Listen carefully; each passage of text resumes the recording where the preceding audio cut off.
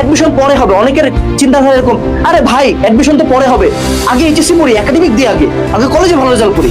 এবার বেটা এইচএসসি পরীক্ষা দেয় 10 লাখ, প্লাস পায় কয়টা জানিস? প্লাস পায় হলে 1 লাখ প্লাস। এখন তোরা একটা তথ্য দেই, তুই কি জানিস গোটা বাংলাদেশের বুয়েট, মেডিকেল, ঢাবি, জাবি, রাবি সব মিলায়, সব পাবলিক বিশ্ববিদ্যালয় মেলায় কয়টা সিট? মাত্র 30 থেকে 40 হাজার।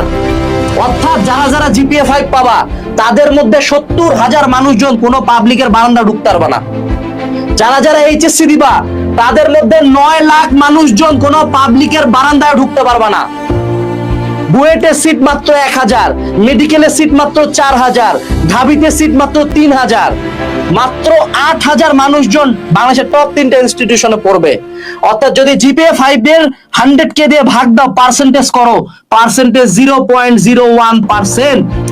অর্থাৎ যদি এইচএসসি নিয়ে কেউ পাগল হও, এইচএসসি তে পাস চলে আসবে, প্লাসও চলে আসবে, গোল্ডেনে চলে আসবে, কিন্তু মামা পাবলিক হবে না।